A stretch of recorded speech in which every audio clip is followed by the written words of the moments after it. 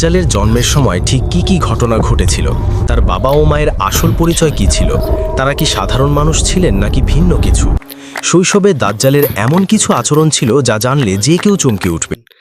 দেখবেন, অন্যকে দেখার সুযোগ করে দেবেন সবাই। দাজ্জালের আবির্ভাব কিয়ামতের অন্যতম বড় নিদর্শনগুলোর একটি। এই কারণেই আল্লাহ তাআলার প্রত্যেক নবী ও রাসূলই নিজ নিজ জাতিকে দাজ্জালের ভয়াবহ ফিতনা সম্পর্কে সতর্ক করে গেছেন। প্রিয় নবী হযরত মুহাম্মদ সাল্লাল্লাহু আলাইহি ওয়াসাল্লাম বলেছেন, আল্লাহ এমন কোনো নবী পাঠাননি যিনি তার উম্মতকে একচোখা মিথ্যাবাদী দাজ্জাল সম্পর্কে সতর্ক করেননি। তিনি আরও বলেছেন, জেনে রেখো দাজ্জাল একচোখা, আর তোমাদের প্রতিপালক আল্লাহ একচোখা নন। দাজ্জালের দুই চোখের মাঝখানে কাফির লেখা থাকবে, যা প্রত্যেক সত্যিকারের ঈমানদার ব্যক্তি পড়তে পারবে। রাসূলুল্লাহ সাল্লাল্লাহু আলাইহি ওয়াসাল্লাম আরও জানিয়েছেন, দাজ্জাল পৃথিবীতে মোট 40 দিন অবস্থান করবে। এই সময় সে মানুষকে আল্লাহ প্রতি বিশ্বাস থেকে বিচ্যুত করার সর্বোচ্চ চেষ্টা চালাবে। এই 40 দিনের মধ্যে প্রথম দিন হবে 1 বছরের মতো দীর্ঘ, দ্বিতীয় দিন হবে 1 মাসের সমান, তৃতীয় দিন হবে 1 সপ্তাহের মতো, আর বাকি দিনগুলো হবে স্বাভাবিক দিনের মতো। হাদিসে বর্ণিত আছে, দাজ্জালের পিতা ও মাতা প্রায় 30 বছর পর্যন্ত সন্তানহীন ছিলেন। এরপর তাদের ঘরে জন্ম নেয় একচোখা একটি পুত্র সন্তান। এই শিশুই ছিল সবচেয়ে ক্ষতিকর এবং কল্যাণহীন। তার দুটি চোখই প্রায় ঘুমিয়ে যেত, কিন্তু তার হৃদয় সবসময় জাগ্রত থাকত। তার পিতার গায়ের রং ছিল গাঢ়, শরীর ছিল শুকনো, আর নাক ছিল পাখির ঠোঁটের মতো। তার মা ছিলেন ভারী গড়নের, লম্বা হাত ও প্রশস্ত বক্ষ বিশিষ্ট। এই শিশু একচোখা অবস্থাতেই জন্ম নেয়।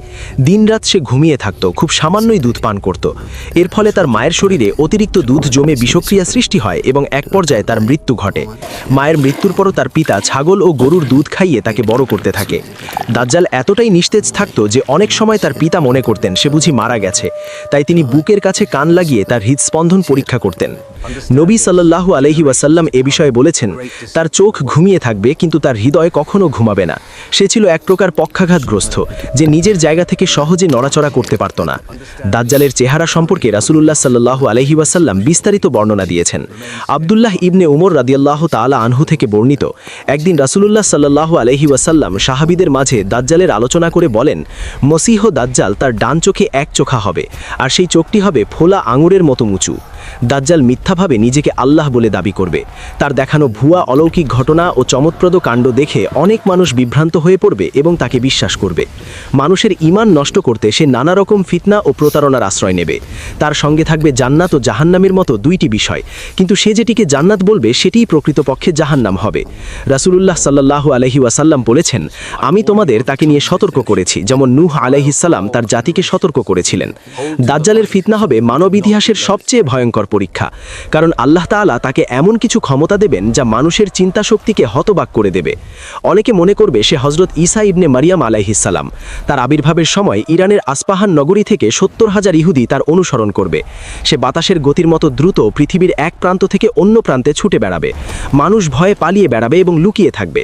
তবে সে মক্কা ও মদিনায় প্রবেশ করতে পারবে না, কারণ সেখানকার প্রবেশপথে ফেরেশতারা পাহারা দেবেন। মহজিন ইবনে আদরা রাদিয়াল্লাহু তাআলা আনহু থেকে বর্ণিত, একদিন রাসূলুল্লাহ সাল্লাল্লাহু আলাইহি ওয়াসাল্লাম খুতবায় দাঁড়িয়ে বললেন, মুক্তির দিন, মুক্তির দিন, মুক্তির দিন। সাহাবীরা জিজ্ঞেস করলেন, হে আল্লাহর রাসূল, মুক্তির দিন কি? তিনি বললেন, দাজ্জাল যখন আসবে তখন সে উহুদ পাহাড়ে উঠে মদিনার দিকে তাকিয়ে বলবে, তোমরা কি ওই সাদা প্রাসাদটি দেখতে পাচ্ছ? এটাই মুহাম্মদ সাল্লাল্লাহু আলাইহি ওয়াসাল্লামের মসজিদ। কিন্তু সে মদিনায় প্রবেশ করতে পারবে না, কারণ প্রত্যেক প্রবেশপথে তলোয়ার হাতে ফেরেশতারা পাহারা দেবেন। এরপর সে জুরফ নামক স্থানে অবস্থান নেবে। তখন মদিনা 3 বার ভূমিকম্পের মতো কেঁপে উঠবে। এর ফলে সকল মুনাফিক ও পাপাচারী নারী পুরুষ মদিনা ছেড়ে দাজ্জালের দিকে চলে যাবে। সেই দিনটিই হবে মুক্তির দিন, যেদিন মদিনা পাপাচারীদের থেকে পবিত্র হয়ে যাবে। দাজ্জালের সঙ্গে থাকবে দুটি নদী, একটিকে সে জান্নাত বলবে আর অন্যটিকে জাহান্নাম। কিন্তু তার জান্নাত প্রকৃতপক্ষে আগুন হবে, আর তার জাহান্নামই প্রকৃত জান্নাত হবে। সে আকাশকে আদেশ দেবে, ফলে বৃষ্টি নামবে। জমিনকে আদেশ দেবে, ফলে ফসল উৎপন্ন হবে। সে একজন মানুষকে হত্যা করে আবার জীবিত করবে। এই দৃশ্য দেখে বহু মানুষ তাকে প্রকৃত প্রভু মনে করবে। তার ফিতনা ক্রমেই ছড়িয়ে পড়বে। তার অনুসারীর সংখ্যা বাড়তে থাকবে। শুধু অল্প কিছু প্রকৃত মুমিন এই ফিতনা থেকে রক্ষা পাবে। অবশেষে ঠিক 40 দিন পর হযরত ঈসা আলাইহিস সালাম আসমান থেকে অবতরণ করবেন। তিনি হলেন প্রকৃত মসীহ, আর দাজ্জাল হলো মিথ্যা মসীহ।